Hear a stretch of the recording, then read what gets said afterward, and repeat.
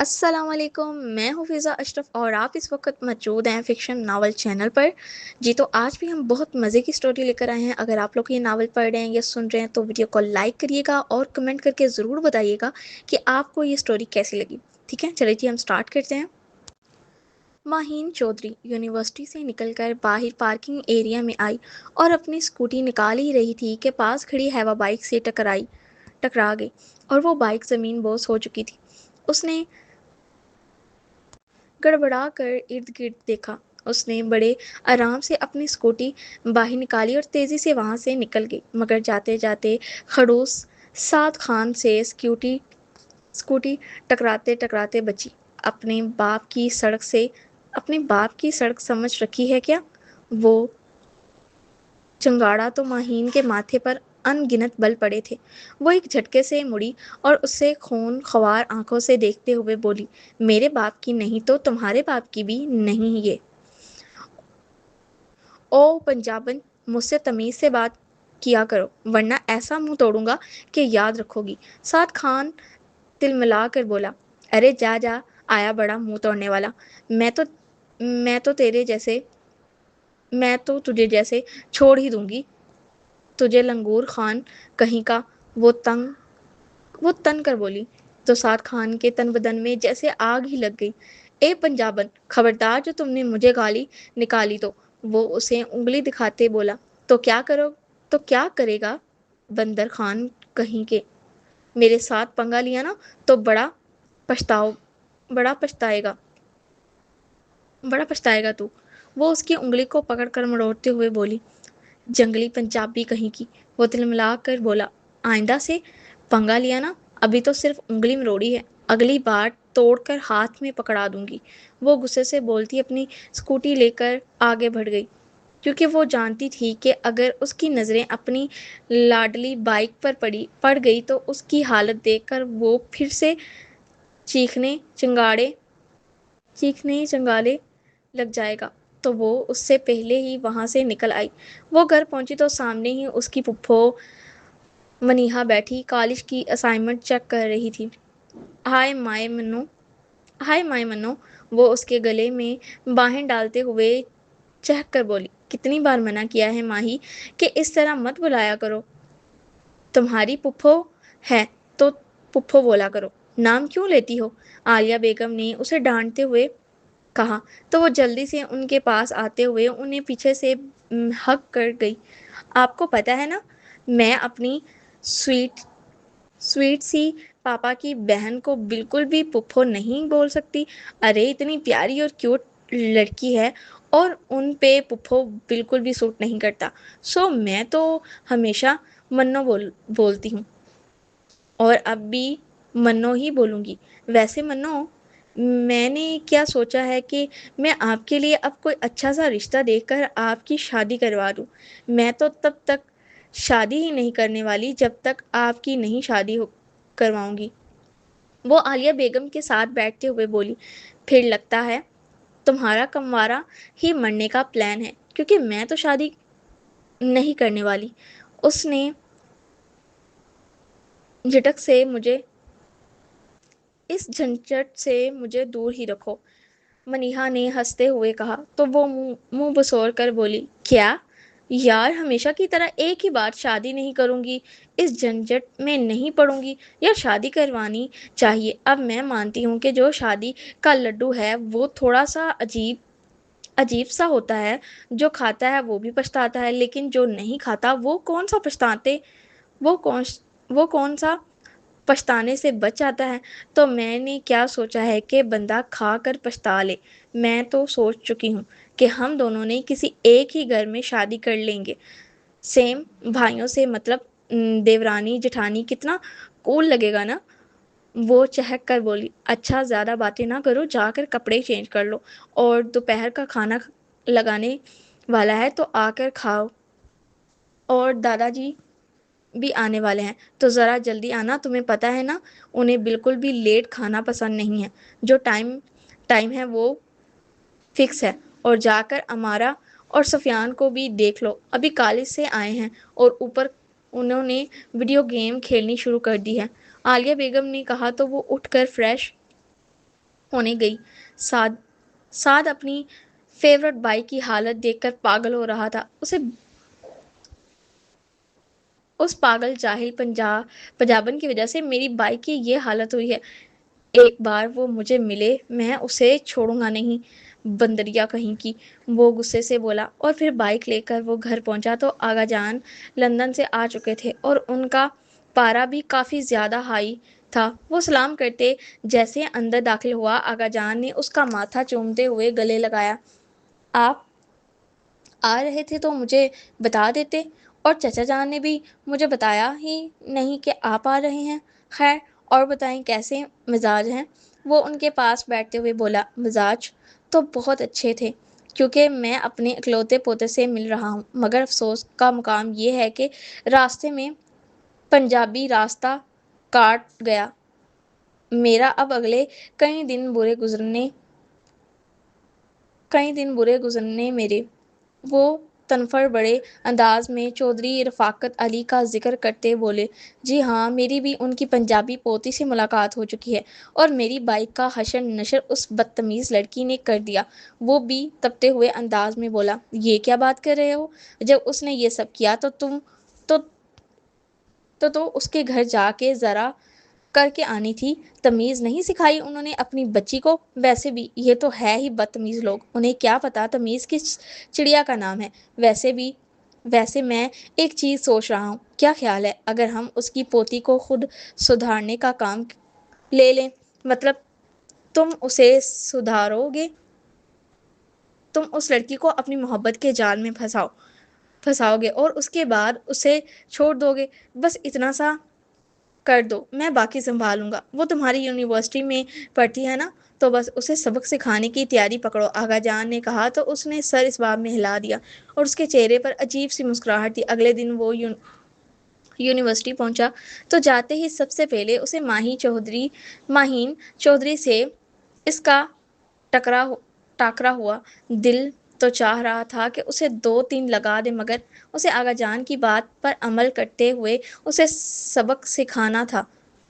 Bike کا غصہ تو بہت زیادہ تھا، دل بھی چاہ رہا تھا نکال دے، مگر وہ اسے اگنور کرتا ہوا آگے بڑھ گیا۔ رکو، وہ اسے پیچھے سے پکڑتے ہوئے بولی تو وہ مڑ کر سنجیدگی سے اسے دیکھنے لگا۔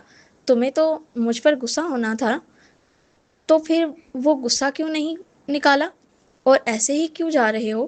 عجیب لڑکی ہو، اگر میں تمہارے ساتھ غصہ کرتا ہوں تب بھی ناراض ہوتی ہو، اور اگر اگنور کر کے گزرتا ہوں تب بھی ناراض ہوتی ہو۔ مسئلہ کیا ہے تمہارے ساتھ؟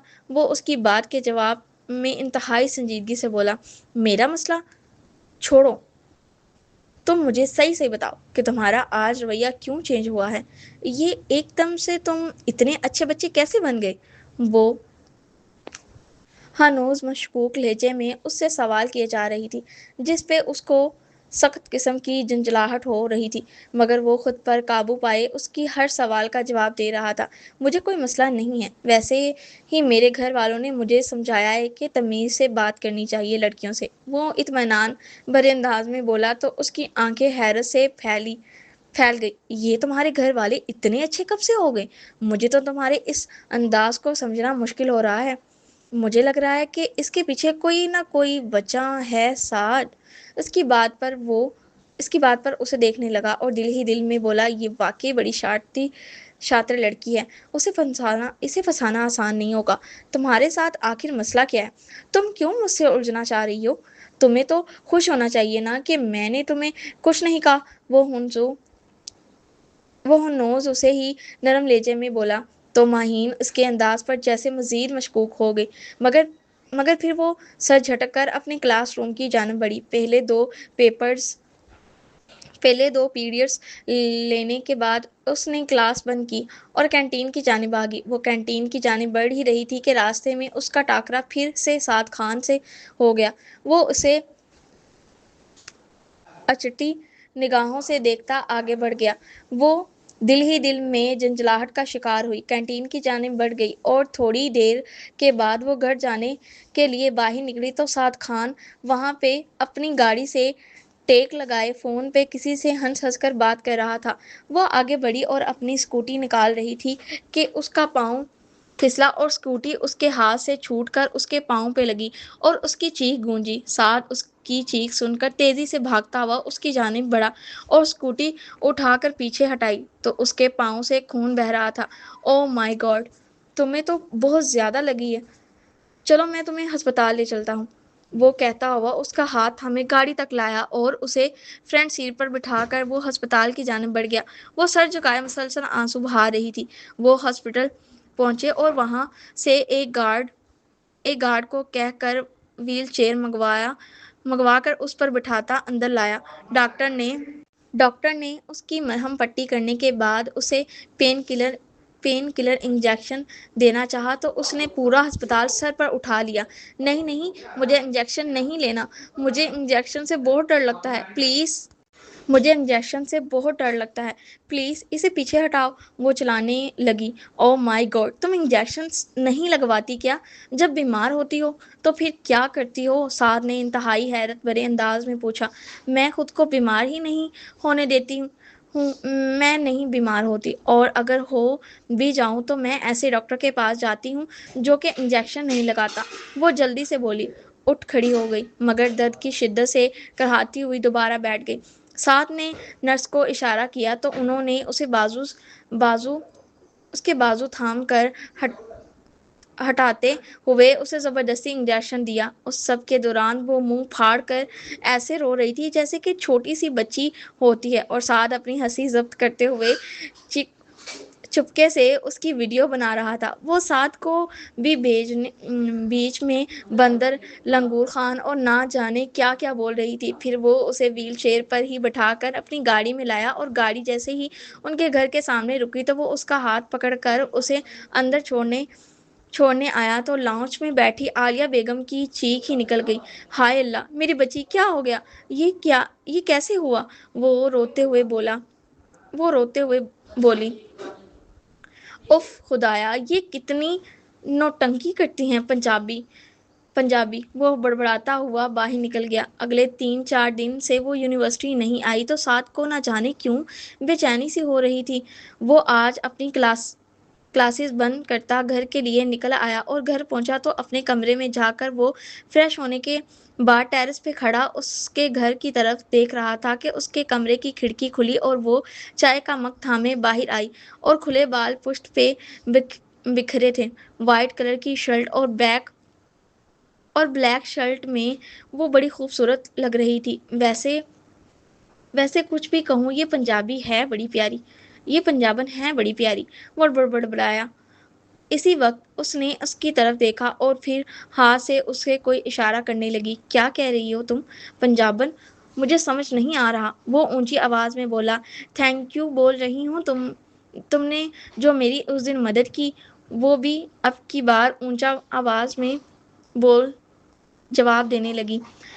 لیکن اس دن تو تم نے مجھے گالیاں نکال رہی تھی نا، تو اس لیے سوری بھی بولنا چاہیے، سعد نے مسکراتے ہوئے کہا۔ سوری نہیں بولتی ماہین چودھری، اور میں نے جو تمہیں اس دن کہا تھا وہ آج بھی کہوں گی، تم سچ میں بندر لنگور خان ہو، وہ اونچی آواز میں چلائی، اور تم سب سے بڑی احسان فراموش ہو پنجابن۔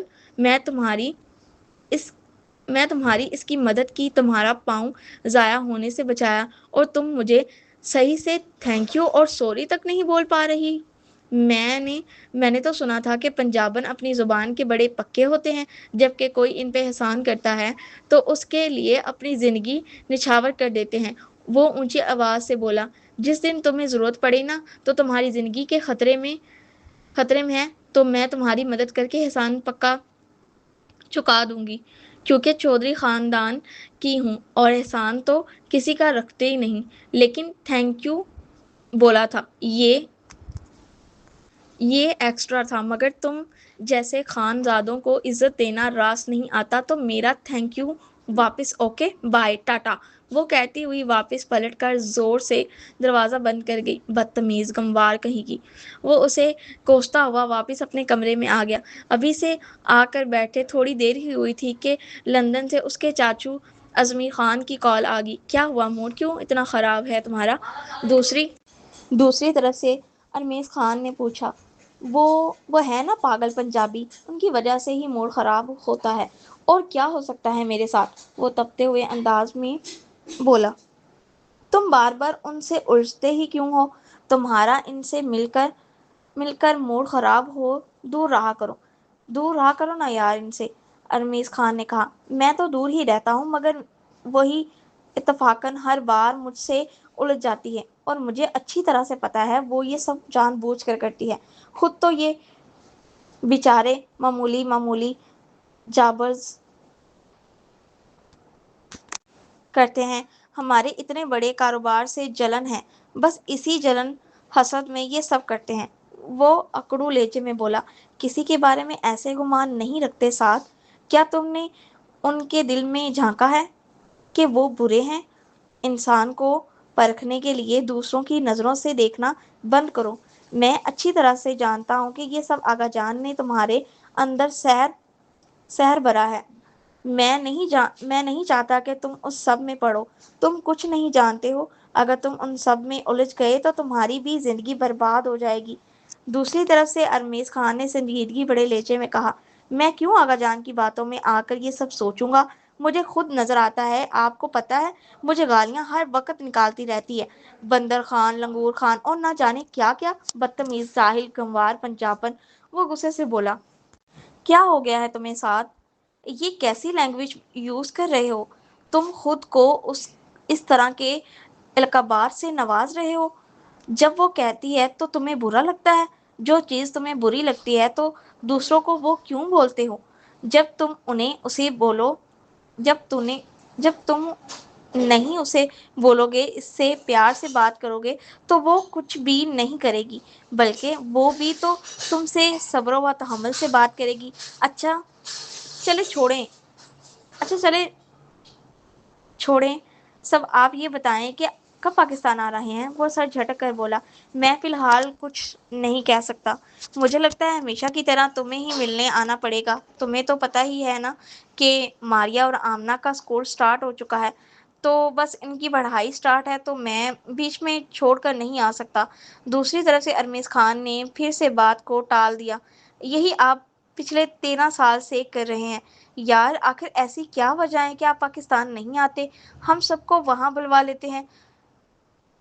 خود کبھی بھی چکر نہیں لگایا۔ میں نے آغا جان سے بھی کہا تھا کہ آپ سے کہیں یہاں آ جائیں، وہ کہتے ہیں کہ نہیں، آپ وہیں پہ ٹھیک ہیں۔ ایسی کیا وجہ ہے کہ آپ نہ یہاں آنا چاہتے ہو اور نہ آغا جان چاہتے ہیں کہ آپ یہاں آئیں؟ اس نے پھر سے وہی سوال دہرائے۔ ایسا کچھ نہیں ہے سعد، تم زیادہ ہی سوچ رہے ہو۔ جلدی آؤں گا واپس، رمیز خان نے کہا، اور پھر گھر والوں کے حال احوال کے بعد کال کاٹ دی۔ وہ سر جھٹک کر فریش ہونے چلا گیا۔ آج وہ جب یونیورسٹی آیا تو اسے معلوم ہوا کہ اسٹوڈنٹ کیمپ کے لیے کلام جا رہے ہیں، اور کچھ اسٹوڈنٹ کا نام سلیکٹ ہوا تھا۔ وہ لسٹ میں اس کا اور ماہین کا بھی نام ایڈ تھا۔ اس کا نام تو ہمیشہ سے ایڈ ہوتا تھا، مگر ماہین کا پہلی بار ایڈ تھا، تو وہ جو پہلے جانے کا ارادہ کینسل کرنا چاہتا تھا، نہ چاہتے ہوئے بھی ہاں بول گیا، اور وہ گھر جا کر اپنی کچھ تیاریاں مکمل کرنے لگا۔ ماہین کو جب پتہ چلا کہ یونیورسٹی کے کلام کیمپ میں اس کا نام ایڈ کیا گیا ہے تو اس کے ایکسائٹمنٹ کا کوئی عالم نہیں تھا۔ وہ گھر پہنچی اور عالیہ بیگم سے کلام کیمپ جانے کی بات کی، مگر انہوں نے فوراً انکار کر دیا۔ ماما، کیا پرابلم ہے جانے دو نا یار، اتنے عرصے بعد جا رہی ہوں اور مجھے بہت شوق ہے کیمپ کا، پلیز پلیز۔ وہ عالیہ بیگم کی منت سماجت کرنے لگی۔ ماہین بھی بالکل ابھی اسی چیز کی اجازت نہیں دے سکتی تھی۔ ماہین، میں تمہیں بالکل اس چیز کی اجازت نہیں دے سکتی۔ تمہیں اچھی طرح معلوم ہے کہ میں تمہیں اس طرح نہیں بھیج سکتی اکیلے۔ اگر منو ساتھ ہوتی تو ٹھیک تھا، میں بھیج بھی دیتی، لیکن منو کو اپنے کالج سے فرصت نہیں، وہ نہیں جانا چاہ رہی، تو میں کیسے بھیج دوں تمہیں اکیلے؟ مجھ سے یہ بالکل نہیں ہوگا، اور نہ ہی میں اس چیز کی اجازت دوں گی۔ صدیق صاحب سے بھی میں کہہ چکی ہوں کہ وہ تمہیں اس بات کی اجازت نہ دے۔ اور رہی بات ابا جی تو ابا جی کو بھی میں سمجھا دوں گی، عالیہ بیگم نے حتمی انداز میں کہا، تو اس نے مسکرا کر اس طرف دیکھتی منیہا کو خشمگین نگاہوں سے دیکھا اور اس کے پاس بیٹھتے ہوئے بولی، ویسے منو، یہ بالکل بھی ٹھیک نہیں کر رہی آپ میرے ساتھ، یار میرے ارمان ایسے ہی بہہ جاتے ہیں۔ ویسے تھوڑی سی شرم کر لیجیے آپ، میں تو آپ سے کہتی ہوں آپ میرے ساتھ چلیے، میری یونیورسٹی کے پروفیسر اتنے ہینڈسم ہیں، میں کسی ایک کے ساتھ آپ کو فٹ کروا دوں گی۔ اور وہ اس کے کان کے پاس آ کر بولی تو منیہا نے بے اختیار ہنس پڑی۔ مجھے اگر کسی کے ساتھ فٹ ہونا ہوتا تو میری کالج کے کولیگ بھی بہت ہینڈسم ہیں، ایک دو نے تو مجھے پرپوز بھی کیا ہے مگر میں نے ریجیکٹ کر دیا۔ منیہا اطمینان بھرے انداز میں بولی، توبہ، اللہ معافی دے، کتنی ظالم ہیں آپ، وہ منہ بنا کر بولی تو منیہا ہلکا سا مسکرا دی۔ اچھا اب جا کر اپنی مما کو مناؤ کیمپ کے لیے، میرے ساتھ بحث مت کرو، وہ بولی تو وہ دوبارہ سے اٹھ کر عالیہ بیگم کے پاس آئی اور پیچھے سے ہگ کرتے ہوئے بولی، پلیز میرے پاپا کی لاڈلی سی بیگم مان جائے نا۔ اس کی بات پہ عالیہ بیگم کے چہرے پر سرخی سی چھا گئی اور منیہا اپنے ہونٹوں پہ ہاتھ رکھتے اپنی مسکراہٹ ضبط کرتے ہوئے بڑبڑائی، نوٹی کہیں کی، یار مان جاؤ نا، ورنہ دیکھو نا پاپا آپ کی منت سماجت کریں کتنا برا لگے گا نا۔ وہ اس کے رخسار کو چومتے ہوئے بولی، ٹھیک ہے مان جاتی ہوں، لیکن اگر تم نے وہاں پر اپنا دھیان نہ رکھا اور تمہیں ذرا سی بھی چوٹ آئی نا تو یہ بات یاد رکھنا، میں تمہیں آئندہ کہیں نہیں جانے دوں گی، عالیہ بیگم نے وارننگ دیتے ہوئے کہا تو اس نے زور سے سر ہلاتے ہوئے کہا، بالکل بالکل ماما ایسا ہی کروں گی، میں اپنا بہت زیادہ دھیان رکھوں گی، آپ کو شکایت کا بالکل بھی موقع نہیں دوں گی۔ جاؤ جا کر اپنی تیاری کرو اور صبح پھر تمہارے پاپا تمہیں بس میں بٹھا کر آئیں گے، میں انہیں کہہ دوں گی کہ تمہیں سب سے اگلی والی سیٹ پہ بٹھائیں تاکہ پچھلے زیادہ جھٹکے نہ لگیں۔ وہ ان کے کنسرن پہ مسکراتی اندر کی جانب بڑھ گئی۔ منیہا نے اس کے ساتھ مل کر اس کی ساری تیاریاں مکمل کروائی۔ وہ تیاری کرتے ہوئے مسکرا کر بولی، ویسے تم نے بھابھی کی دکھتی ہوئی رگ پہ ہاتھ رکھا، بھائی جان کا نام لیا، بس مان گئی۔ میں اچھی طرح جانتی ہوں کہ پاپا ماما کی کمزوری ہیں، بس ان کی محبت کا ذکر کر دوں اور ماما کا چہرہ چودھویں کا چاند کی طرح چمکنے لگتا ہے۔ وہ کھلکھلا کر ہنستے ہوئے بولی، ہاں بالکل، ویسے بھی بھائی جان جتنا بھابھی سے پیار کرتے ہیں نا شاید ہی کوئی مرد کسی سے کر سکے۔ منیہا کے لہجے میں محبت ہی محبت تھی۔ یہی یا cute couple my mama and my papa, I am right? Maheen نے اندازے میں کہا تو منیہا اس کی بات پہ مسکراتے ہوئے سر اس بات میں ہلا گئی۔ اگلے دن صدیق رانا صاحب اسے یونیورسٹی میں بس میں بٹھا کر پھر واپس آ گئے اور جاتے ہوئے وہ اسے ڈھیروں ہدایت کرنا نہ بھولے تھے۔ اس نے اس کی ساری باتوں کو ایک کان سے سن کر دوسرے کان سے نکال دیا۔ بس میں اس نے سب کے ساتھ وہ شور مچایا ہوا تھا، ٹپے اور نہ جانے کون کون سے وہ گیت گا رہی تھی، سب لڑکے لڑکیاں اس کے ساتھ ملے ہوئے تھے سوائے سعد خان کے۔ وہ اکیلا ہی اسے دیکھتے جلتے کڑتے منہ میں کچھ بڑبڑا رہا تھا۔ ویسے کچھ لوگ بڑے ہی بد نصیب ہوتے ہیں جو موقع ملنے کے باوجود اتنی چھوٹی چھوٹی خوشیوں کو بھی انجوائے نہیں کرتے۔ ویسے وہ طنزیہ انداز میں بولی، اے پنجابن، میں پہلی بار نہیں وہاں جا رہا تمہاری طرح جو اتنا ایکسائٹڈ ہو جاؤں، یہ تو تم پہلی بار جا رہی ہو تو اسی لیے اتنی پرجوش ہو، میں تو جاتا ہی رہتا ہوں کلام میں۔ پینڈو جاہل نہیں، سعد خان نے چپتے لہجے میں کہا تو مہین کے تن بدن میں جیسے آگ لگی تھی۔ اے مسٹر بندر خان، خبردار جو تم نے مجھے پینڈو جاہل بولا، یہ سب ہوں گے تم اور تمہارا پورا خاندان۔ وہ تپ کر بولی، آ گئی نا اپنی اوقات پر جاہل بندریا کہیں کی۔ وہ ناگواری سے بولتا ونڈو سے باہر دیکھنے لگا۔ کچھ دیر کے بعد وہ اس کے ساتھ آ کر بیٹھی اور اپنا ٹفن نکال کر چاول کھانے لگی۔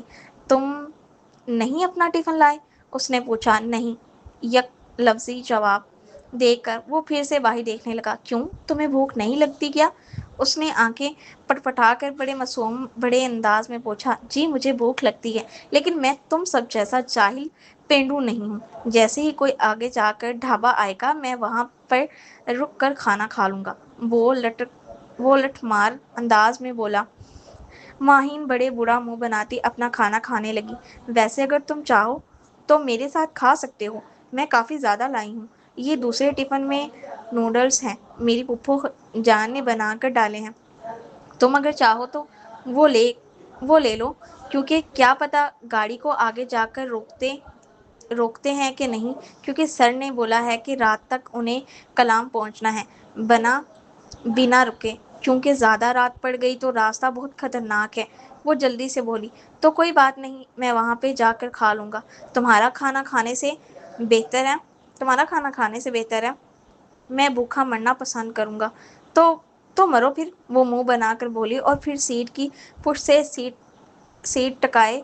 سر ٹکائے وہ آنکھیں موند گئی۔ دیر کے بعد اس کا سر ڈھل کر اس کے کندھے پر لگا تو وہ چونک کر اسے دیکھنے لگا۔ وہ سو چکی تھی۔ اے پنجابن، اس نے 2-3 بار پکارا، مگر وہ ٹس سے مس نہ ہوئی۔ وہ دل ہی دل میں جھنجھلاتا ہوا باہر کے نظاروں میں کھو گیا۔ کچھ دیر کے بعد اسے بھوک کا سخت احساس ہوا تو اس نے اس کی گود میں دھرے بیگ کو دیکھا جس میں ٹفن موجود تھا، اور پھر آہستہ سے اس بیگ سے اس نے ٹفن نکالا اور مزے سے نوڈل کھانے لگا۔ کھانے سے فارغ ہونے کے بعد وہ بھی سیٹ کی پشت سے ٹیک لگائے دوبارہ دیکھنے لگا، اور تھوڑی دیر بعد ماہین کی آنکھ کھلی تو خود کو اس کے اتنا قریب دیکھ کر وہ ہڑبڑا کر پیچھے ہوئی اور جلدی سے بولی، سوری، وہ مجھے سفر کے دوران بہت نیند آتی ہے، پتہ نہیں ہے بے اختیاری میں کیسے تمہارے کندھے پر آ کر لگ گئی۔ سوری، وہ مجھے سفر کے دوران بہت نیند آتی ہے، پتہ نہیں بے اختیاری میں کیسے تمہارے کندھے پہ آ کر لگ گئی۔ اٹس اوکے، وہ کہتا ہوا باہر کی جانب دیکھنے لگا تو ماہین نے حیرانگی سے اسے دیکھا۔ طبیعت تو ٹھیک ہے تمہاری؟ نہیں، وہ دراصل منہ سے آج آگ کے گولے نہیں برس رہے، ماہین نے طنزیہ لہجے میں پوچھا تو سعد نے اسے گھورتے ہوئے دیکھا۔ جب میں تم سے بات نہیں کرتا تب بھی تمہیں پرابلم ہے، اگر تم سے لڑتا ہوں تب بھی تمہیں پرابلم ہے، اگر نہیں لڑتا تب بھی تمہیں پرابلم ہے، تو آخر مسئلہ کیا ہے تمہارے ساتھ؟ مجھے تو کوئی مسئلہ نہیں ہے۔ خیر چھوڑو، یہ بتاؤ کچھ کھاؤ گے؟ اب تو تم نے سونے کے لیے اپنا کندھا دیا تھا تو میں پھر سے تمہاری آفر کر رہی ہوں کھانے کی، اگر کھانا ہے تو ٹھیک ہے، ماہین بولتے ہوئے جیسے ہی ٹفن نکالا تو اس میں کچھ بھی نہیں تھا۔ اس کی آنکھیں حیرت سے پھیل گئی۔ یہ کھانا کہاں گیا؟ میرا تم نے کھایا نا؟ وہ اس کی طرف دیکھتے ہوئے غصے سے بولی۔ میں کیوں کھاؤں گا تمہارا کھانا؟ وہ بولتے ہوئے باہر دیکھنے لگا۔ مجھے اچھی طرح معلوم ہے یہ تمہارا ہی کام ہے، اگر تمہیں کھانا ہی تھا پوچھ کر کھا لیتے، میں نے تو تمہیں آفر پہلے بھی کیا تھا، مگر نہیں، تمہیں تو چوری کر کے کھانا تھا۔ چوری خان کہیں کا، وہ تب کر بولی۔ خبردار، جو تم نے مجھے چور کہا تو پورے 2 گھنٹے میرے کندھے کو توڑا تم نے، اس کا مضافہ بنتا تھا، اسی لیے میں کھانا کھایا اپنے آپ کو انرجی دینے کے لیے۔ تربوز جیسے وزنی سر سے میرا کندھا دکھنے لگ گیا تھا۔ وہ تلملا کر بولا، ہاں تو پیچھے ہٹا دیتے نا، مگر نہیں، تم جیسے لڑکوں کا ٹھرک پن جاتا ہی نہیں۔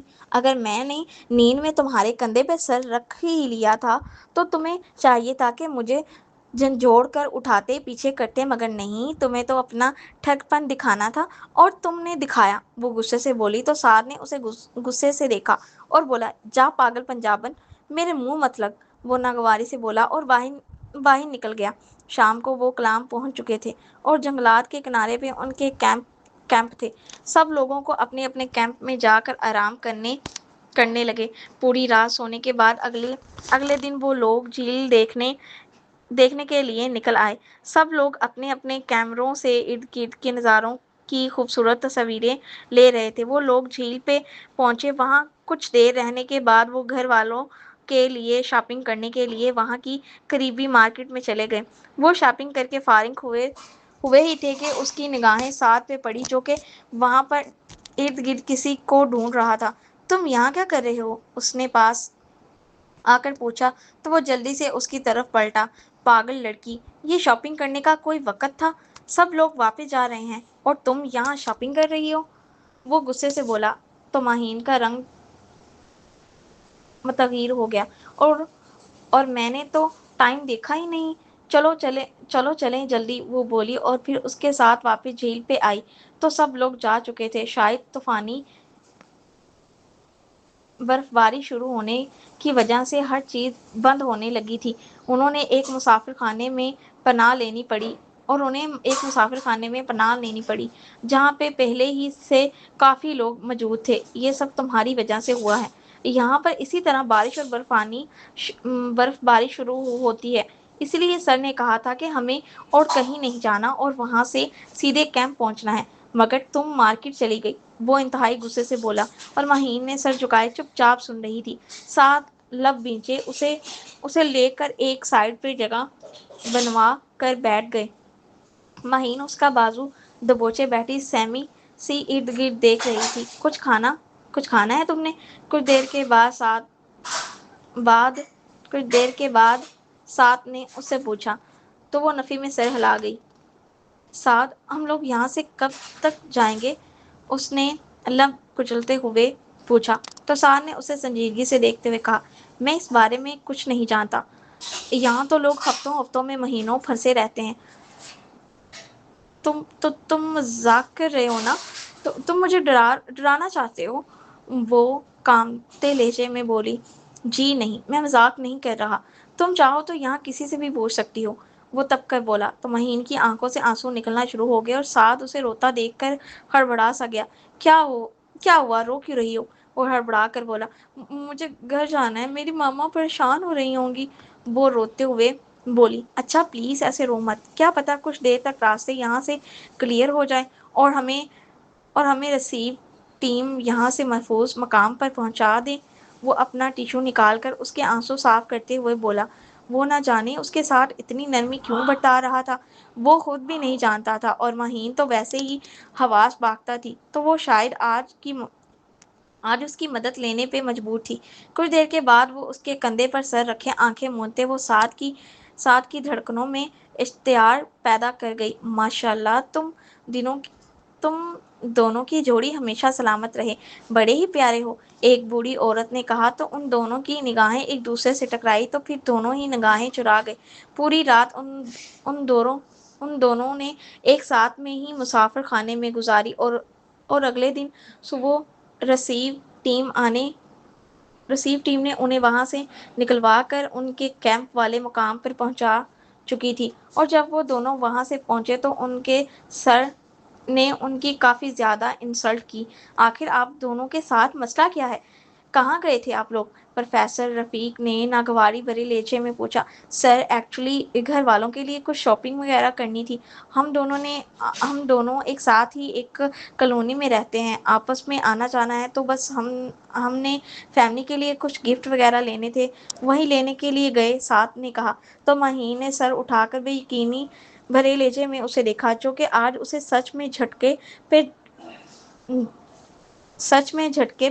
جھٹکے دے رہا تھا۔ وہ اس کے اس طرح کلیئر کر رہا تھا جیسے اس کے لیے بہت اہم ہے۔ اس کی حیرت سے نگاہیں چرا کر ساتھ وہ اپنے کیمپ کی جانب بڑھ گیا۔ مہین اپنے کیمپ میں آئی اور آ کر آرام کرنے کے لیے لیٹ گئی، مگر آنسو رواں ہو چکے تھے، اس کا دل بالکل بھی یہاں پہ نہیں لگ رہا تھا۔ سب گھر والے شدت سے یاد آنے لگے۔ ابھی کچھ ہی دیر ہوئی تھی کہ اسے لیٹے ہوئے کہ عالیہ بیگم کا فون آ گیا۔ اس نے فون اٹھا کر کانوں سے لگائے ہوئے اپنی آواز میں پشیمانی پیدا کی، میرا بچہ تم ٹھیک ہو؟ پتہ ہے ماما کی جان لبوں پہ آئی ہوئی ہے، ایک پل کے لیے میں سو نہیں پائی، پتہ نہیں مجھے ایسا محسوس ہو رہا تھا کہ جیسے تم کوئی مصیبت میں ہو۔ میں تو کافی دیر تک تمہیں کال کرتی رہی مگر تم کال پک ہی نہیں کر رہی تھی۔ وہ تو تمہارے پاپا نے مجھے کہا کہ وہاں پر سگنل کا ایشو ہوتا ہے۔ ماں کا دل سچ میں ماں کا دل ہوتا ہے، وہ اولاد کے بنا بتائے اس کی تکلیف جان جاتی ہے۔ اس نے اپنے لہجے میں حتی علمان بشاشت لاتے ہوئے کہا، جی ماما، یہاں پہ سگنل کا بہت ایشو ہوتا ہے، میں یہاں پر بہت زیادہ خوش ہوں اور میرا بہت سارے لوگ دھیان رکھنے والے ہیں، آپ بالکل بھی فکر مت کیجیے۔ پھر وہ کافی دیر تک عالیہ بیگم کو تسلیاں دیتی رہی اور فون رکھتے ہی وہ وہ تکیے میں منہ چھپاتے ہوئے پھوٹ پھوٹ کر رونے لگی۔ اگلے دن وہ سب اسٹوڈنٹ کسی اور مقام پر پہنچے اور وہاں پہ مختلف نظاروں کی انہوں نے تصاویر لینے شروع اور وہ گمسم سر ہاتھوں میں اپنا کیمرہ پکڑے ہوئے تھی سر ہاتھوں میں گرائے اور اپنا کیمرہ پکڑے ہوئی تھی۔ جتنا وہ یہاں آنے پہ ایکسائٹڈ تھی، اب ساری ایکسائٹمنٹ ختم ہو چکی تھی۔ وہ سر جھٹک کر ارد گرد دیکھنے لگی تو اس کی نگاہیں ساتھ پر پڑی، وہ بھی ادھر ہی دیکھ رہا تھا۔ وہ اٹھی اور دھیرے سے چلتی ہوئی ساتھ کے پاس آئی۔ تھینک یو سو مچ، تم نے جو میرے لیے کل کیا، میں اس کا احسان کبھی نہیں چکا سکتی۔ کیا ہم دوست بن سکتے ہیں؟ وہ اپنا مومی ہاتھ اس کی طرف بڑھاتے ہوئے بولی تو سعد نے کچھ پل دیکھا اور پھر اپنے ہاتھ میں اس کا ہاتھ دباتے ہلکا سا مسکرایا۔ چلو تم کھڑی ہو، میں تمہیں تصویریں لیتا ہوں، اچانک سعد نے کہا تو وہ حیرت سے اسے دیکھنے لگی۔ کیوں تصویریں کیوں لینی ہیں میری؟ بس ایسے ہی، تم بور ہو رہی ہو، میں نے سوچا تمہاری تصویریں لے لیتا ہوں۔ ابھی تمہیں سینڈ کر دوں گا۔ وہ جلدی سے بولا تو وہ اٹھ کر ایک سائڈ پر کھڑی ہو کر اپنے پوز بنانے لگی۔ ساتھ اس کے مختلف پوز کے ساتھ اس کی تصویریں لے رہا تھا، پھر تصویریں اسے دکھانے لگا۔ کچھ دیر کے بعد سعد نے اس کے موبائل نمبر مانگا تو اس نے چپ چاپ اپنا موبائل نمبر دے دیا۔ جیسے ہی سگنل آتے ہیں میں تمہیں سینڈ کر دیتا ہوں، سعد نے مسکرا کر کہا۔ پھر ان دونوں نے کھانا وغیرہ بھی اکٹھا کھایا۔ اگلے 2 دن تک بھی سعد اور وہ اکٹھے رہے۔ ان کی دشمنی بھی بہت زیادہ مشہور تھی اور اب جب ان کی دوستی ہوئی تو ہر طرف چمگولیاں شروع ہو چکی تھی۔ سعد کی وجہ سے سعد کی جو ایک کلاس فیلو فرینڈ تھی وہ اس سے کافی حسد و جلن کا شکار تھی اور سعد کو چاہتی بھی تھی، اور وہ لڑکی آج بھی مہین سے الجھ پڑی اور کہنے لگی کہ جب وہ تمہارا ڈپارٹمنٹ کا نہیں تو پھر کیوں اس کے آس پاس مدو مکھی کی طرح گھومتی ہو؟ اے پاگل عورت، اپنے کام سے کام رکھ، میرے معاملات میں دخل دینے کی کوئی ضرورت نہیں ہے۔ میں نے کبھی تم سے کسی معاملات میں کوئی بات کی؟ جب میں کسی سے اس کی پرسنل معاملات پہ بات نہیں کرتی تو کسی کو بھی 1% حق حاصل نہیں کہ وہ میرے معاملات میں دخل انداز کرے، مہین نے انتہائی اکڑے انداز میں کہا، اور وہ دونوں کی اس قدر لڑائی ہوئی کہ پروفیسر رفیق نے آ کر انہیں ڈانٹا۔ مہین پیر پٹک کر اپنے کیمپ کی جانب بڑھ گئی۔ کچھ یاد آنے پر وہ سعد کے کیمپ کی طرف بڑھی تو اندر سے آتی آوازوں پر تھم گئی۔ آخر مسئلہ کیا ہے تمہارے ساتھ؟ کیوں اس لڑکی سے اتنا فری ہو رہے ہو تم؟ اس لڑکی نے سعد سے چیخ کر کہا۔ تم اچھی طرح سے جانتے ہو نا کہ تمہارے گھر والے اور اس کے گھر والوں کے درمیان دشمنی ہے، پھر اس کے باوجود تم اس کے اتنے کلوز کیسے جا سکتے ہو؟ اس لڑکی کے سوال پہ باہر کھڑی مہین کے کان کھڑے ہوئے۔ تم تو میں یہ تو میں کیا تمہیں کیا لگتا ہے کہ میں اس کے قریب ایسے ہی جا رہا ہوں؟ مجھے میرے آقا جان نے کہا ہے کہ اس کے قریب جا کر اسے اپنی محبت کے جال میں پھنسا کر چھوڑ دو۔ سعد کی بات پر باہر کھڑی مہین کو اپنے پیروں پہ کھڑا ہونا دشوار محسوس ہوا۔ اوپر مشکل اپنا وجود کی سیٹ دیا اپنے کیمپ میں آئی اور گرنے سے انداز میں بستر پر گر گئی، پھوٹ پھوٹ کر رو دی۔ نہیں مہین چودھری، تم رو نہیں سکتی اور تمہیں بالکل بھی کمزور نہیں پڑنا۔ تم اس شخص کو جتنا ہی نہیں کہ تم اس کی باتیں سن چکی ہو، تم نے اس شخص کو جتانا ہی نہیں کہ تم اس کی باتیں سن چکی ہو۔ تم نے جو اس سے دوستی کی وہ سچے دل سے کی ہے، تم اس دوستی کو نبھانا ہے، مگر محبت کی تمہاری زندگی میں کوئی جگہ نہیں، اس کی ضمیر نے اسے جھنجھوڑتے ہوئے کہا، تو وہ آنسو صاف کرتے پرعزم انداز میں اپنے بستر سے سیدھی ہو کر لیٹ گئی۔ اگلے دن سعد نے سیٹنگ کیمپس میں حصہ لیا تھا۔ وہ اپنے پارٹنر کے ساتھ برف پہ سکیٹنگ کر رہا تھا کہ اس کا پیر بری طرح پھسلا اور وہ اتنا دور اچھل کر گرا اور جسم جیسے سن ہو گیا اور سر پہ بہت بری چوٹ آئی تھی۔ وہ ہوش و حواس سے بیگانہ ہو کر زمین پر گرتا چلا گیا۔ مہین تو چیختی ہوئی اس کی طرف بھاگی اور اسے فوری قریبی ہسپتال لے جایا گیا۔ प्रोफेसर बहुत ज़्यादा परेशान हो गए थे जब डॉक्टर ने बताया कि खून बहुत बह चुका है। फिर उसके लिए खून का इंतज़ाम करने को कहा, मगर उसका खून ए नेगेटिव था और इत्तेफ़ाक की बात ये थी कि महीन का भी सेम था। देखें, अगर उन्हें फ़ौरी ब्लड ना लगा गया तो उनकी जान को खतरा हो सकता है, इसलिए फ़ौरी ब्लड अरेंज कीजिए। मैम, मेरा ब्लड ग्रुप यही है, आप मुझसे ले लीजिए, उसने थूक निकलते हुए कहा। तो उसकी दोस्त निकत ने बेयकीनी बड़े लहजे में उसे देखा और बोली, नहीं सर, ये नहीं दे सकती, ये तो इंजेक्शन से इतना डरती है। नहीं सर, मैं पहले डरती थी, अब नहीं डरती, ये कुछ दिन पहले ही मैंने इंजेक्शन लगाया था। आप मेरा ब्लड ले लीजिए, मैं आसानी से दे दूंगी, और वैसे भी इस वक्त इसके अलावा कोई चारा नहीं है, इसने जल्दी से कहा। तो डॉक्टर ने सर इस्बाब में हिलाते हुए उसे क्रॉस के लिए ले जाने को कहा गया। डॉक्टर ने जब उसका सिरिंज से ब्लड लिया तो उसकी आंखों में बेख्तियार नमी सी आ गई, मगर वो खुद को जब्त किए बैठी रही। क्रॉस मैचिंग के लिए उसका ब्लड जा चुका था और उसकी दोस्त ने उससे कहा कि एक बार फिर सोच लो, ये ना हो कि तुम बेहोश हो जाओ अपना इतना ब्लड निकलता देखकर। देखकर ये सिर्फ जिगर वाले ही दे सकते हैं, तुम्हारा तो दिल इतना कमजोर हुआ है कि तुम तो किसी का मामूली सा खून निकलता बर्दाश्त नहीं कर सकती। तो और क्या करूं, उसे इसी तरह मरता हुआ तो नहीं छोड़ सकती ना। तुम अच्छी तरह से जानती हो कि ये सब रियल ब्लड ग्रुप होता है, और यहाँ इस वक्त यहाँ पे अवेलेबल नहीं है, और बाहर के हालात इस बात की इजाज़त नहीं दे रहे कि इसका इंतज़ाम हो सके। तो बस मेरे लिए हौसला अपनाए रखने की दुआ करो और मुझे साथ हौसला देती रहो ताकि मैं आराम से दे सकूं। उसने गहरा सांस फटते हुए कहा। तो निकत ने सर इस बात में हिला दिया। फिर वाकई उसने बड़े हौसले के साथ ब्लड दिया और उसे ब्लड चढ़ा दिया गया। साथ ही उसके चाचू को इन्फॉर्म कर दिया था, जो कि इत्तफाकन यहीं पे अपनी बच्चों के साथ इसी मिलने आए थे। वो जब वहां पहुंचे तो कॉरिडोर में माहीन अकेली ही थी। क्या मिस्टर साद खान यहाँ पे एडमिट हैं? इस हैंडसम आदमी ने पूछा। तो उसने सर इस्बाब में हिला दिया। आप उसकी दोस्त हैं?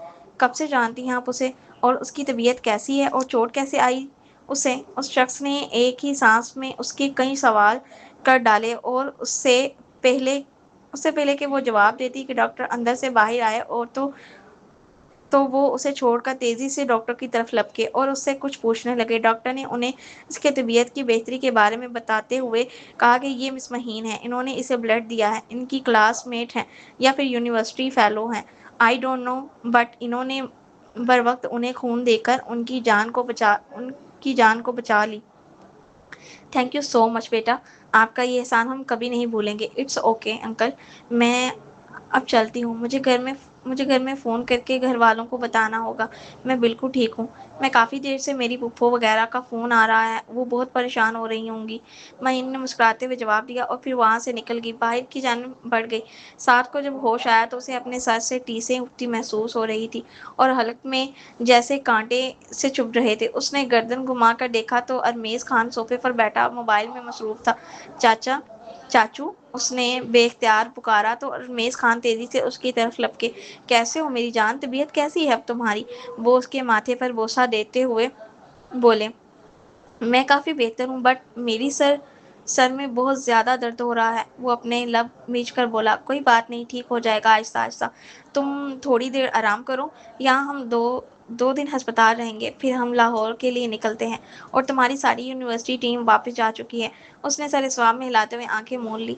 3 दिन के बाद वो लाहौर पहुंच चुके थे और आगा जान समेत उसके माम डैड उसे देखकर परेशान हो गए थे। उसे बहुत ज़्यादा वीकनेस थी। फिर वो नीचे वाले रूम में ही आराम करने चला गया।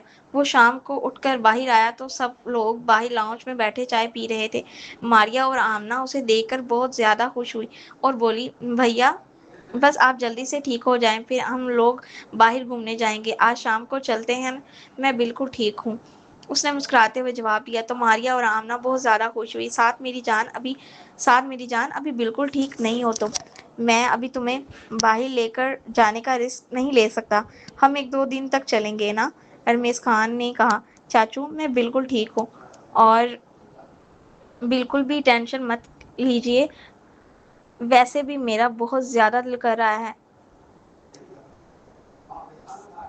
چائنیز فوڈ کھانے کا، سار نے کہا تو کچھ دیر رمیش نے سوچا اور خوشی سے خوشی سے بولا چل اٹھی خوشی سے رمیش خان نے سوچا اور پھر سر اسباب میں ہلا دیا۔ یاہو! یامنا اور ماریا خوشی سے چلا اٹھی۔ پھر وہ لوگ شام کو ریسٹورینٹ پہنچے اور کھانا آرڈر کر کے وہ بیٹھے ہی تھے کہ ان کی نگاہیں سامنے سے آتی مہین پہ پڑی جو کہ پوری فیملی کے ساتھ ادھر آ رہی تھی۔ لو بھائی، پنجابی بھی آ گئے چائنیز فوڈ کھانے۔ وہ بڑبڑاتا رمیش کو کچھ بولنے کے لیے ان کی طرف متوجہ ہوا تو وہ یک ٹک ان کی جانب ہی دیکھے رہا تھا۔ وہ لوگ انہیں دیکھ کر رک گئے تھے مگر مہین تیزی سے پاس آئی۔ ہائے، ہیلو انکل، اینڈ ساتھ تمہاری طبیعت کیسی ہے؟ اس نے چہک کر پوچھا۔ بالکل ٹھیک ہوں، تم کیسی ہو؟ تم سب لوگ تو وہاں چھوڑ کر مجھے اکیلے واپس بھی آ گئے تھے، کسی نے خبر تک نہیں لی کہ میں کیسا ہوں؟ وہ تلخ لہجے میں بولا۔ نہیں، ایسی بات نہیں ہے، تمہارے چاچو کے آنے کے بعد میں واپس آئی تھی، وہ بھی اسی لیے کہ پروفیسر نے حکم دیا تھا کہ ابھی اور اسی وقت واپس جانا ہے، ورنہ میں کیوں چھوڑ کر آتی میں وہاں تمہیں ورنہ میں کیوں چھوڑ کر آتی تمہیں وہاں؟ یوں ہی وہ جلدی سے اپنی صفائی میں بولی۔ سب کی حقیقت معلوم ہو جاتی ہے دوست تھا نا میں تمہارا، اور مجھے ایسے ہی چھوڑ آئی۔ نہ جانے ساتھ کو کتنا غصہ تھا اس پہ، کیوں آ رہا تھا۔ چلو ماہی یہاں سے، منہا نے اس کے پاس آ کر سنجیدگی سے کہا۔ منو، ایک بار مجھے انہیں ایکسپلین کرنے دو، یہ غلط فہمی کا شکار ہو رہے ہیں، وہ بے چینی بھرے لہجے میں بولی۔ تمہیں ایکسپلین کیوں کرنا ہے ماہی؟ تمہارا اس کے ساتھ کوئی تعلق نہیں ہے کہ تم اسے ایکسپلین کرو۔ چلو یہاں سے، وہاں سے سب انتظار کر رہے ہیں تمہارا، تمہارے اپنے، تمہیں تکلیف ہوگی نا، تمہارے اپنے جو ہیں وہ مر جائیں گے، منیہا سرد لہجے میں بولی۔ تو مہین اور سعد نے ایک دوسرے کو حیرانگی سے دیکھا، پھر وہ مہین کو بازو سے کھینچتے ہوئے وہاں سے لے گئی۔ چاچو پریشان نہ ہوں، یہ پنجابن لوگ ایسے ہی ہیں، ان کے مزاج ہی نہیں ملتے کسی سے، یہ خاتون ان کے مزاج ہی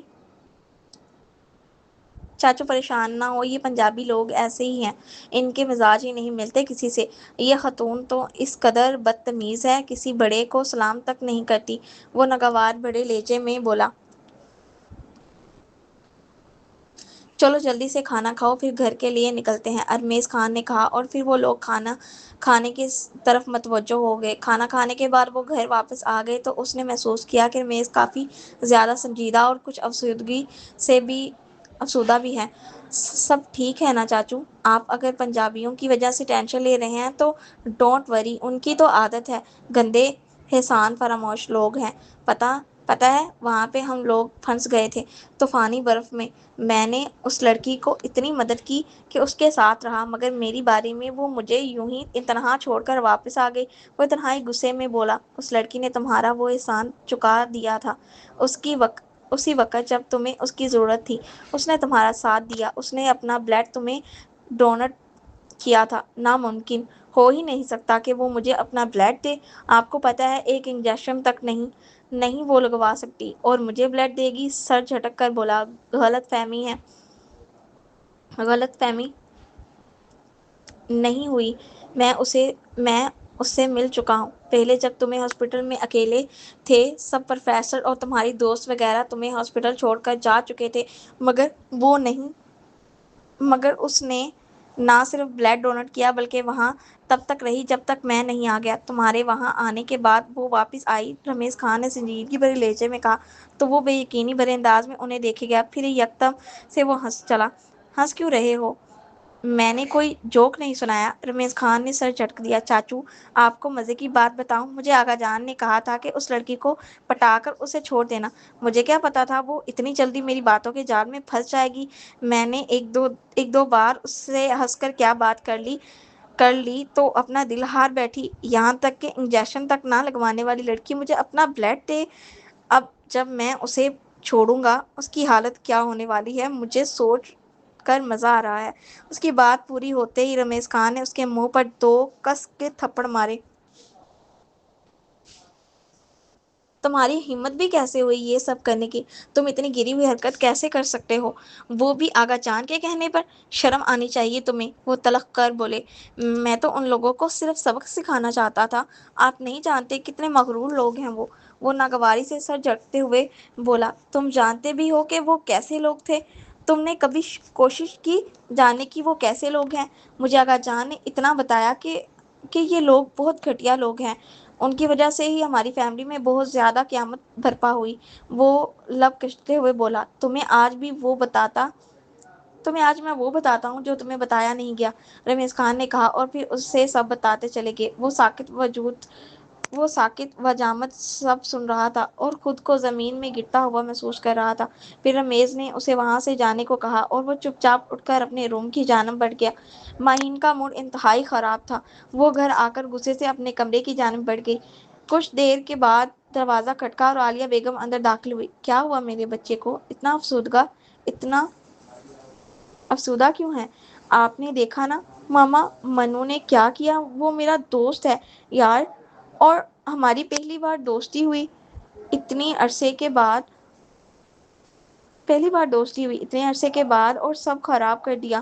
تمہیں اتنا فرق کیوں پڑ رہا ہے؟ اور رہی بات کہ اس سے دوستی ہے تو توڑ ڈالو اس سے دوستی۔ وہ لوگ اس قابل نہیں کہ ان سے دوستی کی جائے۔ تمہیں ہمیشہ ہم سے ایک سوال پوچھتی ہو نا کہ منو نے شادی کیوں نہیں کی، تو اس کی وجہ یہی خان فیملی۔ جب میں شادی کر کے اس گھر میں آئی نا تو منیہا یونیورسٹی میں پڑھتی تھی، اور یہ خان اور پنجاب ایک دل اور دو جان تھے۔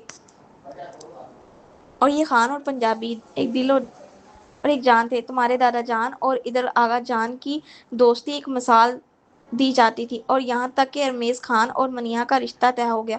صدیق صاحب منیہا اور آغا جان کی بیٹی سمیرہ خان کو پڑھایا کرتے تھے، اور جب تم پیدا ہو چکی تھی اس کے بعد سمیرہ خان کو تمہارے پاپا سے پیار ہو گیا۔ اس قدر شدت والا پیار کہ وہ اپنی جان تک لینے پہ تل گئی، اور اسی وجہ سے آغا جان نے ہاتھ جوڑ کر اپنی بیٹی کا رشتہ صدیق صاحب کو دینا چاہا۔ صدیق صاحب نے صاف منع کر دیا، لیکن میں نے انہیں تمہارے دادا جان کے کہنے پہ دوسری شادی کی اجازت دی۔ دونوں طرف شادی کی تیاریاں جاری تھیں۔ پہلے بارات صدیق صاحب نے اسی طرف لے کر جانی تھی، اور ان دونوں کے ولیموں کے دن منیہا کی بارات آنی تھی۔ شادی سے ایک دن پہلے سمیرہ نے وکیل کو بلوا کر میرے اور صدیق صاحب کے ڈیورس پیپر تیار کروائے، اور اس کی شرط یہی تھی کہ شادی سے پہلے مجھے طلاق دی جائے۔ مگر صدیق صاحب تو ڈٹ کر کھڑے ہو گئے۔ انہوں نے کہا کہ وہ اپنی بیوی اور بچی کو کبھی نہیں چھوڑ سکتے، اور انہی دنوں میری کوکھ میں سفیان اور امارہ تھے۔ سمیرہ نے ان کے انکار پہ خود کی جان لے لی۔ خان فیملی کے لیے وہ کوئی قیامت کی رات تھی، مگر قیامت تو ادھر بھی ٹوٹ پڑی نا، جب آغا جان نے منیہا کا رشتہ ختم کر کے 10 دن میں رمیش خان کو ملک سے باہر بھیج دیا، اور 20 سال پرانی دشمنی آج تک جاری ہے۔ کوئی ایک دوسرے کو معافی دینے کے لیے تیار نہیں، عالیہ بیگم بتاتی چلی گئی، اور وہ گمسم سی سن رہی تھی۔ وہ تیزی سے اٹھتے ہوئے بھاگتے ہوئے منیہا کے روم میں آئی تو منیہا ریلنگ چیئر پر بیٹھی جھول رہی تھی۔ منو، اس نے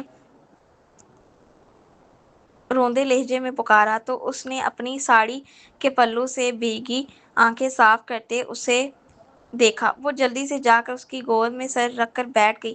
ایک وعدہ کرو مجھ سے، تم کبھی محبت نہیں کرو گی اس سعد خان سے؟ اگر ہے بھی تو اس محبت کو سینے سے نکال دو۔ اور ہاں، تمہارا ایک رشتہ آیا، ہم سب کو وہ فیملی بہت پسند ہے، اگر تم ہاں بولو تو ہم وہاں بول دیں۔ منیہا نے کہا۔ آف کورس، اور میں کیوں اس بندر لنگور خان کو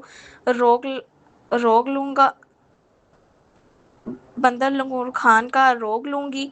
وہ جلدی سے بولی، مگر کس دل سے وہ بولی تھی وہی جانتی تھی۔ پھر اس کا جھٹ پٹ رشتہ طے ہو گیا، اور جس دن منگنی تھی دادا جان باہر ڈھول والے منگوائے۔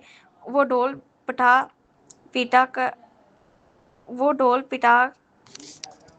'وہ ڈھول بجا کر خان فیملی کو جھنجھلا اٹھے'۔ 'وہ ڈھول بجا کر خان فیملی کو جھنجھلا اٹھے'۔ 'وہ ڈھول بجا کر خان فیملی کو جھنجھلا اٹھے'۔ 'وہ ڈھول بجا کر خان فیملی کو جھنجھلا اٹھے'۔ ج... دادا جان باہر ڈھول والے منگوائے، وہ ڈھول پٹا کے خان فیملی جھنجھلا اٹھی۔ وہ سب لوگ باہر نکل آئے اور آغا جان نے دھاڑ کر ان ڈھول والوں کو روکا۔ جب واہیات پھیلائی تم لوگوں نے، کیا واہیات پھیلائی ہے تم لوگوں نے؟ اوئے پنجابی، ہمارے گھر میں عرصے بار خوشیاں دیکھی ہیں اور ہم ڈھول بھی نہ پیٹے۔ تمہارے گھر میں جب خوشیاں آئیں گی نا تو تم بینڈ باجے بجوانا، ہم بالکل نہیں روکیں گے۔ دادا جان نے کہا، ایسی کون سی خوشی آ گئی ہے تیرے گھر، ذرا مجھے بھی بتانا۔ آغا جان نے طنزیہ انداز میں کہا، میری پوتی کی منگنی ہے آج۔ چلو اے ڈھول پیٹو، دادا جان نے کہا۔ سعد کو لگا جیسے اس کا دل خالی ہو گیا ہو۔ وہ ایک جھٹکے سے مڑا اور تقریباً بھاگتا ہوا وہاں سے اپنے کمرے کی جانب بڑھ گیا۔ وہ اپنے بال مٹھی میں جکڑے صوفے پہ بیٹھا تھا ایک ہاتھ سے اس کے کندھے پر آن ٹھہرا۔ اس نے سر اٹھا کر دیکھا تو رمیش خان کھڑے تھے۔ چیخ، وہ کسی اور کی چاچا، وہ کسی اور کی ہو رہی ہے چاچو۔ مجھے ایسا لگ رہا ہے جیسے کوئی میری روح کو جسم سے نکال رہا ہے۔ میں اسے کیسے کسی اور کا ہوتے سن نہیں پا رہا۔ اگر کسی کی ہو گئی تو میں مر جاؤں گا۔ وہ بے ربط لہجے میں بولتا جا رہا تھا اور دروازے پہ آغا جان جیسے ساکت رہ گئے اور انہیں لگا جیسے ان کی سمیرہ کھڑی ہے۔ رمیش خان نے بمشکل اسے نیند کی گولی دے کر سلایا اور اس کی حالت بہت خراب تھی۔ وہ کھیل میں خود ہی مہین چودھری کی محبت میں بری طرح گرفتار ہو چکا تھا۔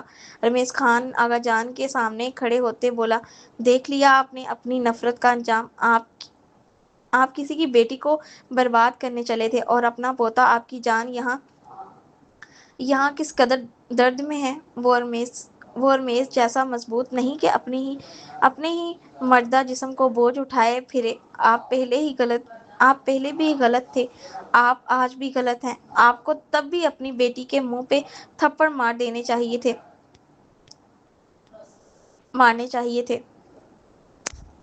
جب اس نے ایک شادی شدہ انسان کی زندگی کو برباد کرنے کا سوچا، مگر نہیں۔ آپ اپنی بیٹی کی محبت میں اس قدر اندھے تھے کہ آپ نے ایک شادی شدہ مرد کو بھی اس کے لیے قبول کر لیا، یہاں تک کہ اس نے جو کہا آپ نے اس کی بات کو مانا۔ آپ کی بیٹی کی موت کی وجہ پنجابی فیملی نہیں، آپ خود ہیں، کیونکہ آپ نے اسے کبھی نہ کسی بات پہ صبر کرنا سکھایا، نہ ہی تمیز۔ اور آج آپ کا پوتا بھی آپ کی وجہ سے اس حالت میں ہے۔ نہ آپ نے اس لڑکی کی طرف سے اسے مائل کیا ہوتا اور نہ ہی وہ اپنا دل ہاتھ تھا اس لڑکی کو برباد کرنے کے چلے تھے آپ، مگر آپ کا پوتا اپنا ہی خون برباد ہو گیا اس لڑکی کی محبت میں۔ آج مجھے اس میں اپنی سمیرہ نظر آئی، ویسا جنون بھرا عشق۔ رمیش خان کی ایک ایک بات آغا جان کو کسی کوڑے کے مان لگی۔ وہ تو اپنی بات کہہ کر چلے گئے، مگر آغا جان کی پوری رات ایک پل بھی آنکھ نہ لگی اور صبح ہوتے ہی انہوں نے رانا والا کا رخ کیا۔ رانا والا میں صبح ہی آج ناشتے کا دور چل رہا تھا۔ آغا جان کو اپنے گھر میں دیکھ کر سب حیران تھے اور دادا جان تو انہیں دیکھ کر ہی اٹھ کھڑے ہو گئے تھے۔ کیا بات ہے ہارون خان، آج چودھری رفاقت علی کے دروازے پہ کیسے آ گیا؟ آج پھر تیرے دروازے پہ آیا ہوں، کچھ مانگنے ہی آیا، اپنے پوتے کی زندگی مانگنے آیا ہے تجھ سے آغا جان۔ ہاتھ جوڑتے ہوئے رو پڑے اور وہ سب لوگ ساکت و جامد کھڑے تھے۔ کیا بول رہا ہے؟ میری سمجھ میں نہیں آ رہا تیری بات، چودھری رفاقت علی نے الجھتے لہجے میں کہا۔ میں تجھ سے تیری پوتی کا ہاتھ مانگنے آیا ہوں، اپنے ساتھ کے لیے، آغا جان نے کہا۔ ارے جا اپنا کام کر، میں نہیں یہ کام کروں گا۔ عین ٹائم پہ آ کر تو نے انکار کر دیا تو اس لیے میری طرف سے بالکل نہ ہے۔ چائے پانی پی اور نکل جا یہاں سے، چودھری رفاقت علی نے کہا۔ مگر آغا جان قدموں میں بیٹھ کر اور رفاقت علی اس کی حرکت پہ ہڑبڑا کر سب کو دیکھنے پر انہوں نے آغا جان ہارون خان کو کندھوں سے پکڑ کر صوفے پر بٹھایا۔ ویسے اگر میری پوتی کا رشتہ وہاں طے رہتا نا تو میں تو کبھی نہ توڑتا، इन लोगों ने खुद ही तोड़ दिया रिश्ता। अब तो मांगने आया है तो सोच लेता हूँ। वो जल्दी से बोले तो हारून खान का चेहरा खिल उठा। अच्छा, एक और मांग लूँ? आगाजान हारून ने कहा। चल, लगे हाथों तो मांग मांग ले। और जो आज बरसों के बाद हमारी फिर से दोस्ती हो गई है ना, तो आज जो तू मांगेगा वो दूंगा। मेरे अरमेज के लिए मीना दे दे मुझे। सॉरी आगाजान, इस बात के लिए मैं आपको इजाज़त नहीं दूंगी। मुझे आपका बेटा कबूल ही नहीं, मीना ने सर्द सपाट लहजे में कहा। तो दरवाजे पर खड़ी अरमेज खान ने करब से इस दुश्मन जान को देखा। मनीहा के इनकार पे आगाजान चुप चुप हो गए। फिर 2 दिन के बाद उनका डायरेक्ट निकाह था और पढ़ाई कंप्लीट होते ही रुखसती तय पाई थी। आज उन दोनों का निकाह हो गया और साथ के चेहरे की खुशी देखने के काबिल थी। निकाह के बाद वो अकेली मिलने आई। माहीन झूले में बैठ गई। नाराज हो मुझसे? सार ने उसके करीब बैठते हुए कहा। हम्म बहुत। तुम धोखेबाज हो ना, इसलिए। माहीन ने मुंह बनाकर कहा। अच्छा जी, मैंने कब धोखा दिया तुम्हें? साथ में साथ साथ में उसके रुखसार को लबों से छूते हुए गमगीन लहजे में पूछा। मुझसे प्यार का नाटक कर रहे थे ना आप, जब अपनी क्लास फेलो के साथ बात कर रहे थे? मैंने सुन लिया था, वो अफसुदा लहजे में बोली। आई एम सॉरी मेरी जान, मैं जानता हूँ कि मैंने वो सब कहा, लेकिन मुझे कहाँ पता था कि मैं सच में तुम्हारे प्यार में पड़ चुका हूँ।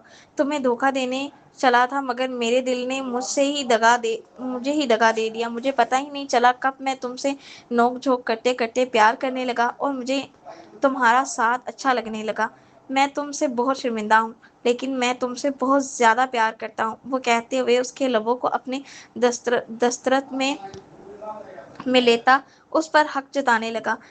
अहम अहम, रुखसती के लिए कुछ बचा कर रख लो या अभी सारा रोमांस करने का इरादा है? अरमेज खान ने पास आकर कहा। मेरी मन्नों से प्यार करते हैं आप? माहीन ने इधर को आती मनीहा को देखते हुए पूछा। तो मनीहा वहीं रुक गई। खुद से ज्यादा करता हूँ, आखिरी सांस तक करता रहूंगा। अरमेज खान ने उसे देखते हुए कहा। रियली? अगर इतनी मोहब्बत थी तो बरसों पहले मुझे छोड़ा क्यों? यहाँ तक के 2 बच्चियों के बाप भी बन गए हैं। इंसान बन गए। वही इंसान हैं जो कहते थे कि तुम्हारे बिना जीना हराम, और यहाँ तो 2 2 बच्चियां हैं। वो तड़क कर बोली।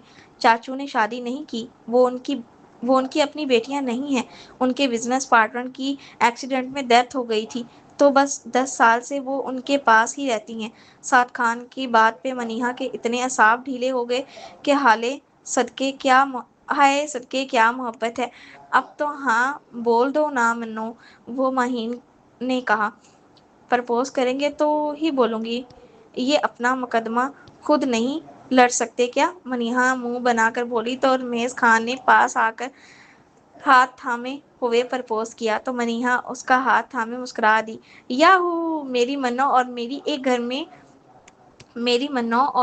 एक घर में होगी। महीन चलाते हुए साथ का हाथ पकड़ते सबको बताने लॉन की तरफ भागी, और रमेश खान मनीहा का हाथ थामे उनके पीछे ही आ गया। कुछ देर में उनका निकाह हो चुका था और दोनों फैमिलीज ढोल की थाप पे भांगड़ा डाल रही थी। खत्म शो।